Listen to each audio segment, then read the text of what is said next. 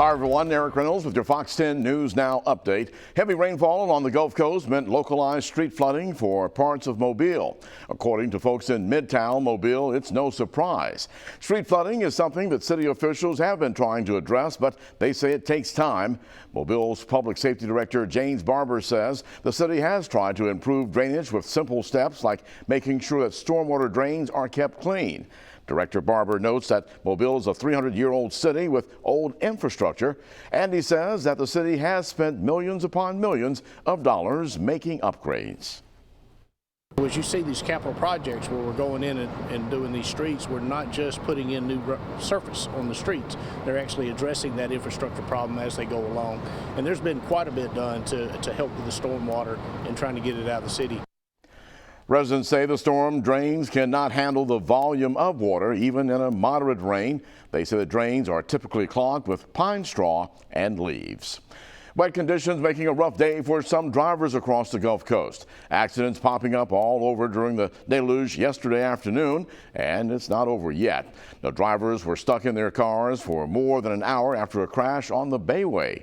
In Mobile, the chaos also causing backups for blocks on Government Street. And on Interstate 65 near Exit 9, a jackknifed 18-wheeler had traffic backed up for miles.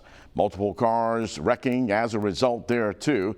Now all accidents have since been cleared and traffic moving normally, hopefully for this morning's rush hour in.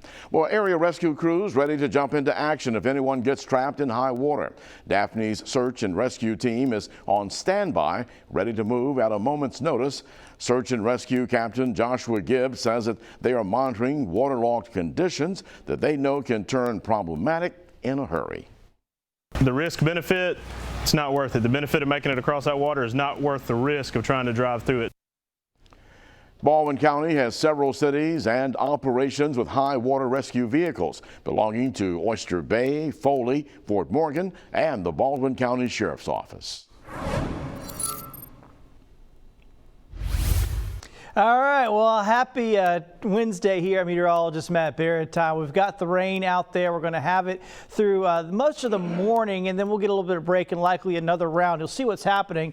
Light rain around early this morning, heavier rain off down around New Orleans and points south of around the Mississippi River. Now, some of that's going to be working its way up towards us. We're kind of caught in a river of moisture. There is a severe risk today, but once again, like yesterday, it's very low, so this really isn't the biggest concern. The bigger concern is going to continue to be the flash flooding we're going to see around the region. Really, the street flooding is the biggest concern, so we're going to be watching out for that, seeing if we get a lot of ponding out there on the roads for our morning commute. Certainly is a possibility as this light to moderate rain will continue throughout much of the morning. That's 9 a.m. on our Wednesday.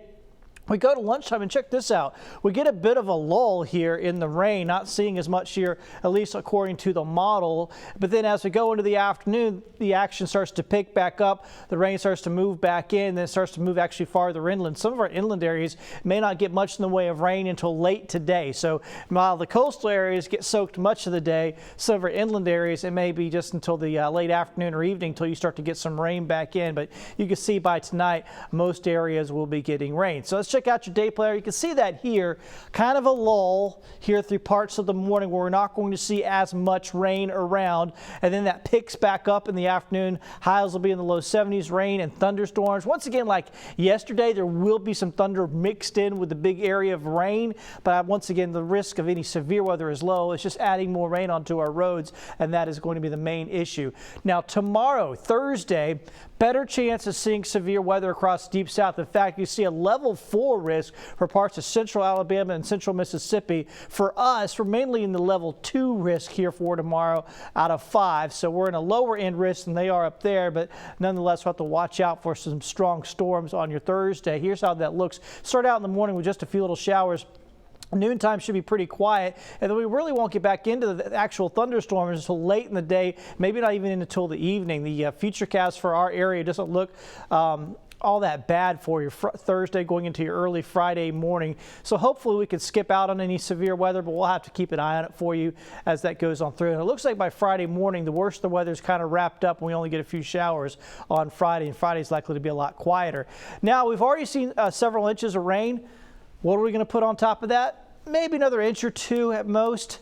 Lighter rain here for us today than what we saw last night, but then you're adding that on to about 2 to 3 inches that we saw last night. So it's been a lot of rain around.